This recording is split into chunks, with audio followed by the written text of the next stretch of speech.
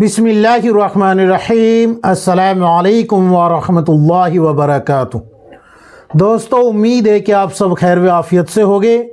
मेरे अज़ीज़ साथियों, आज आप हज़रात की खिदमत में कुछ ऐसे वाक़यात और अहादीस पेश कर रहा हूँ जिनको उलमा ने या तो शदीद ज़ईफ़ कहा है, या बेअसल कहा है, या मन घड़त कहा है, या बातिल कहा है, या मुनकर कहा है, या बग़ैर सनद वाले करार दिया है। यानी जो भी हुक्म होगा आप हज़रात की खिदमत में पेश कर दिया जाएगा। अगर आप हमारे चैनल पर नए हैं तो चैनल को सब्सक्राइब कर लीजिए, वीडियो को लाइक और शेयर करें, लोगों तक दीन पहुंचाने में आप हमारी मदद फरमाएं। तो करते हैं आज का वीडियो शुरू। मेरे हाथ में एक किताब है, गैर मोतबर रिवायात का फ़नी जायज़ा, जिल्द नंबर 3 है। इसको खोल के देखें, इसमें आपको तमाम बातें मिल जाएगी जो आप हज़रात की खिदमत में पेश की जा रही है।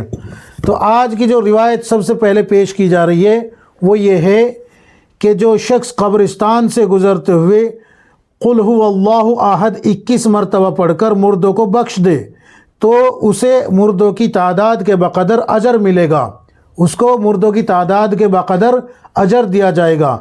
रिवायत सुन लीजिए। इमाम सुयूती रहमतुल्लाह अलैह ने इसे मौज़ूआत में ज़िक्र करते हुए कुछ इस तरीक़े से बयान किया है। हज़रत अली रज़ियल्लाहु अन्हु का फरमान है कि आप सल्लल्लाहु अलैहि वसल्लम ने इरशाद फरमाया, जो शख्स कब्रिस्तान से गुज़रते हुए कुल हुवल्लाहु अहद 21 मरतबा पढ़कर मुर्दों को बख्श दे तो उसे मुर्दों की तादाद के बक़दर अजर दिया जाएगा। रिवायत का हुक्म क्या है? इमाम सुयूती रहमतुल्लाह अलैह ने इसको मौज़ूआत में ज़िक्र किया है। अल्लामा पटनी रहमतुल्लाह अलैह ने तज़किरतुल मौज़ूआत में इमाम सुयूती रहमतुल्लाह अलैह के कौल पर एतमाद करते हुए इसे मनगढ़ंत कहा है। इसी तरीके से काज़ी अबू याला रहमतुल्लाह अलैह ने भी इसको मनगढ़ंत करार दिया है। इसी तरीके से शमशुद्दीन, इमाम शमशुद्दीन मोहम्मद बिन इब्राहिम मुक़दसी रहमतुल्लाह अलैह ने भी इसको मनगढ़ंत करार दिया है। इसी तरीके से हाफिज़ इब्न जौज़ी रहमतुल्लाह अलैह ने भी इसको मनगढ़ंत करार दिया है। इमाम सुयूती रहमतुल्लाह अलैह ने भी इसको मनगढ़ंत करार दिया है। यानी तमाम हज़रात ने, इमाम ज़हबी रहमतुल्लाह अलैह ने भी इसको मनगढ़ंत करार दिया है। हुक्म यह है कि ये मनगढ़ंत रिवायत है, इसको बयान नहीं किया जा सकता, इसको बयान करने की इजाज़त नहीं है। अगली रिवायत भी सुन लीजिए। नबी अकरम सल्लल्लाहु अलैहि वसल्लम ने फरमाया, मस्जिद में हंसने से कब्र में अंधेरा होता है। मस्जिद में हंसने से कब्र में अंधेरा होता है। रिवायत सुने। हज़रत अनस बिन मालिक रज़ियल्लाहु अन्हु से मरवी है कि आप सल्लल्लाहु अलैहि वसल्लम ने फरमाया, मस्जिद में हंसना कब्र की तारीकी है। इस रिवायत के बारे में हुक्म क्या है? इस रिवायत पे बहुत सारे उलमा ने कलाम किया है, जैसे कि हाफिज़ इब्न अदी रहमतुल्लाह अलैह ने, इसी तरीके से हाफिज़ दारक़ुतनी रहमतुल्लाह अलैह ने, हाफिज़ ख़तीब बगदादी रहमतुल्लाह अलैह ने, बहुत सारे हज़रात हैं जिन्होंने कलाम करते हुए ये हुक्म लगाया है कि ये रिवायत बातिल है, इसकी कोई हकीकत नहीं है, ये बातिल है, इसको बयान न किया जाए। अगली रिवायत भी सुन लीजिए। दुनिया के जानवरों में से 10 जानवरों का जन्नत में जाना। दुनिया के जानवरों में से 10 जानवरों का जन्नत में जाना। पहले रिवायत सुन लीजिए, फिर इंशाअल्लाह हुक्म भी बताऊंगा। इसमें थोड़ी सी तफसील भी है, वो भी आप हज़रात को समझाऊंगा। बकौल मकातिल के मनक़ूल है कि जन्नत में 10 जानवर दाखिल होंगे।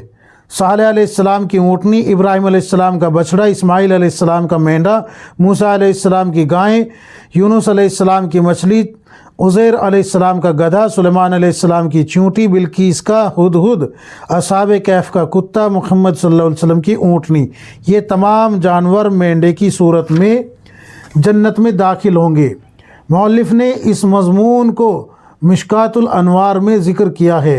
शेख सादी कुद्दस सिर्रहू फरमाते हैं, ये यहाँ पर फ़ारसी है, अगर आप चाहे कहे तो मैं पढ़ के सुना देता हूँ, लेकिन समझ में आप हज़रात को आएगा नहीं, तो इसलिए ये जो है 10 जानवर, इनके बारे में मैंने पिछली वीडियो में भी आपको बताया है। नुख़बतुल मसाइल जो किताब है उसमें से आपको बताया था।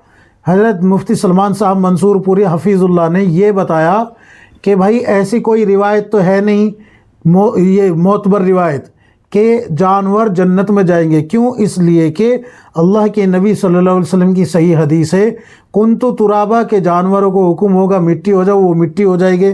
لیکن حضرت مفتی سلمان صاحب منصور پوری حفیظ اللہ نے یہ بات کہی تھی کہ یہ جو حکم ہے کنت ترابا، مٹی ہو جاؤ، یہ عمومی حکم ہے، تمام جانوروں کو ہوگا۔ اور اگر اول تو کوئی ایسی روایت معتبر ہے نہیں کہ جانور جنت میں جائیں گے، لیکن بالفرض اگر ایسا مان بھی لیا جائے کہ جنت میں جانور جائیں گے تو یہ حکم تو عمومی ہے، کنت ترابا، مٹی ہو جاؤ، یہ حکم تو عمومی ہے، اور یہ اللہ کی خاص رحمت ہوگی، خصوصی حکم ہوگا ان جانوروں کو جن کے جنت میں جانے کا تذکرہ ہے۔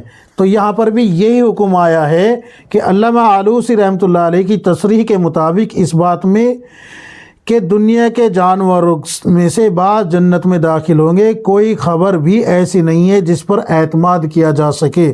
یعنی کہ یہ تو کہا جا رہا ہے کہ اصحاب کا کتا بھی جنت میں جائے گا، صالح علیہ السلام کی اونٹنی بھی جنت میں جائے گی، سلیمان علیہ السلام کی چونٹی جائے گی، بلقیس کا ہدہد جائے گا۔ اس طریقے سے 10 جانوروں کے نام تو گنوائے جاتے ہیں، 10 نبیوں کے نام تو بتائے جاتے ہیں کہ ان کے یہ جو جانور ہے جن سے انہوں نے فائدہ اٹھایا ہے وہ جنت میں جائیں گے، لیکن کوئی معتبر روایت نہیں ملتی، کوئی بھی معتبر روایت نہیں ہے، لہذا اس کو آپ صلی اللہ علیہ وسلم کی طرف منسوب کر کے بیان نہ کیا جائے۔ اور یہ بات ذہن نشین رکھے کہ جنت میں جانا یا نہ جانا یہ ہمیں صاحب شریعت سے ہی معلوم پڑتا ہے، یعنی کہ نبی سے ہی معلوم پڑتا ہے، یا پھر قرآن کریم سے معلوم پڑتا ہے۔ تو قرآن کریم میں بھی تذکرہ نہیں ہے کہ جانور جنت میں جائیں گے، اور اللہ کے نبی صلی اللہ علیہ وسلم کی کوئی صحیح حدیث بھی ہمیں نہیں مل رہی جس کی بنیاد پہ یہ کہا جا سکے کہ جانور جنت میں جائیں گے۔ ہاں، اللہ کے نبی صلی اللہ علیہ وسلم کی حدیث تو ملتی ہے کہ جانوروں کو مٹی بنا دیا جائے گا، کنت ترابا، مٹی ہو جاؤ، حساب و کتاب ہو گئے جانوروں کے آپس میں، مطلب کسی نے اگر سینگ والی بکری نے بغیر سینگ والی کو ٹکر ماری ہوگی تو اس طریقے سے عدل و انصاف تو کرایا جائے گا ان میں، لیکن جنت میں جانے کی کوئی معتبر روایت جانوروں کے تعلق سے نہیں ہے، لہذا اس کو آپ صلی اللہ علیہ وسلم کے انتساب سے بیان کرنا درست نہیں ہے۔ اچھا جی، اگلی روایت بھی سن لیجئے۔ فجر کی سنتیں گھر میں ادا کرنے پر روزی میں وسعت، اہل خانہ کے مابین تنازع نہ ہونا اور ایمان پر خاتمہ ہونا۔ روایت سن لیجئے۔ علامہ فقی حسن بن عمار رحمۃ اللہ علیہ مراقی الفلاح میں اس کو تخریج فرماتے ہیں، اور یہ فرماتے ہیں کہ آپ صلی اللہ علیہ وسلم کا ارشاد ہے کہ جو شخص اپنے گھر میں فجر کی 2 سنتیں ادا کرے گا اس کی روزی میں برکت ہوگی، اس کے اور اہل خانہ کے درمیان تنازع کم ہو جائے گا، اور اس کا خاتمہ ایمان پر ہوگا۔ روایت کا حکم سن لیجئے۔ علامہ سخاوی رحمۃ اللہ علیہ فرماتے ہیں کہ یہ بے اصل ہے، اس لیے آپ صلی اللہ علیہ وسلم کے انتساب سے بیان کرنا درست نہیں ہے۔ یہ کچھ روایتیں میں نے آپ حضرات کی خدمت میں پیش کی ہے۔